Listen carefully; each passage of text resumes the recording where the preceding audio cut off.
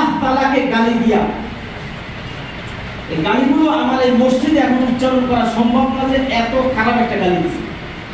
যদি কারো দেখতে মনে চায় গুগলে সার্চ করবেন, আপনারা খুঁজে দেখবেন, সেখানে লেখা আছে কি বলছে, কি চরম ভাষা ব্যবহার করছে। বর্তমান প্রেক্ষাপটে আপনারা অনলাইনের যুগ, মোটামুটি হয়তো কেউ জানতে পারেন রাখাল রাহা নামে একজন লোক, উনি ওনার ফেসবুকে স্ট্যাটাস দিয়েছেন, যাকে বাংলাদেশ সরকার কিছুদিন আগেও এই এনসিটিভির দায়িত্ব দিয়েছিল। অর্থাৎ বাংলাদেশে তো স্কুল শিক্ষা প্রতিষ্ঠান আছে, যে বইগুলো কারিকুলাম শিক্ষা দেওয়া হয়, এই বই প্রকাশকের পরিদর্শন হিসাবে পরিচালক ভুলভ্রান্তি হয় কিনা এই সমস্ত দেখার দায়িত্ব তাদেরকে দিয়েছিল। এর মধ্যে এই রাখাল রাহাও একজন। সে ফেসবুকে স্ট্যাটাস দিয়েছে তাহাজ্জুদকে গালি দিয়া। সেই দিন থেকেই সাধারণ মুসলিম জনতা তাদেরকে বারবার জানাচ্ছে সরকার পক্ষকে যে আপনারা ওখানে একটা শাস্তির ব্যবস্থা করেন। মুসলিম প্রধান দেশে কিভাবে আল্লাহর বিরুদ্ধে ভাবে একটা গালি দেয়, তাহাজ্জুদ নিয়ে ভাবে কথা বলে, নবীর বিরুদ্ধে ভাবে কথা বলে, কিভাবে একটা আইন আমি ব্যবস্থা করেন। কিন্তু না, সরকার তাকে ছেড়ে দিয়েছে। বিগত সরকার যারা গিয়েছে তাদেরও একই রকম আমলনামা। তসলিমা নাসরিন সেও এভাবে ইসলাম নিয়ে কটূক্তি করেছে, পর্দা নিয়ে কটূক্তি করেছে।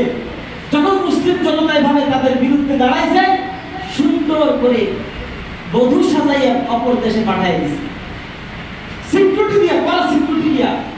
এমনি ভাবে যতগুলো ইসলাম বিদ্বেষী ভাবে পাওয়া গেছে সবাইকে ছত্র ছায়া বিদেশে পাঠাই দিয়েছে, তাদের কোনো বিচার করে নাই। আজকেও দেখা যায় যে সরকার আসছে, সেও একই রকম অবস্থা। আজকে কতদিন যাবত তাদের বিরুদ্ধে বলা হচ্ছে যে তারা আইনানুগ ব্যবস্থা নেন। আমরা তো এই জন্য চাচ্ছি একজনের যদি শাস্তি হয়, পরবর্তী নাস্তিকরাও এটা বুঝতে পারবে যে এখানে শাস্তির ব্যবস্থা আছে, তারা বলবে না, হিসাব করে কথা বলবে।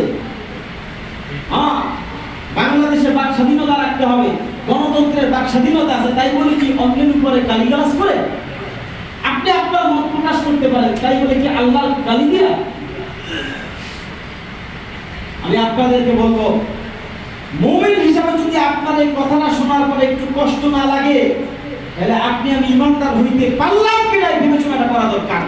কারণ প্রথমে আয়াত শোনায় দিয়েছি, আল্লাহ বলেন আল্লাহ এবং তার রাসূল আর ইসলামের পক্ষের জিহাদ, এটা যদি আপনার কাছে ওই মা বাবার চাইতে বেশি প্রিয় হয়ে যায়, সন্তানের চাইতে বেশি প্রিয় হয়ে যায়, তাহলে ইমান ঠিক আছে।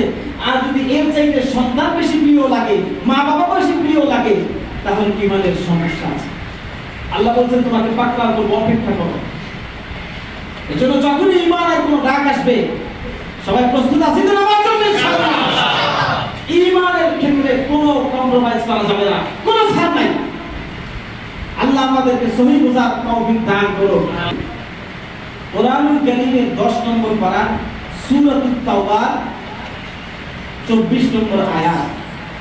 এই আয়াতের মধ্যে আল্লাহ তাআলা বলছেন, قل إن كان آباؤكم وأبناؤكم وإخوانكم وأزواجكم وعشيرتكم وأموال اقترفتموها وتجارة تخشون كسادها ومساكن ترضونها أحب إليكم من الله ورسوله وجهاد في سبيله فتربصوا حتى يأتي الله بأمره والله لا يهدي القوم الفاسقين।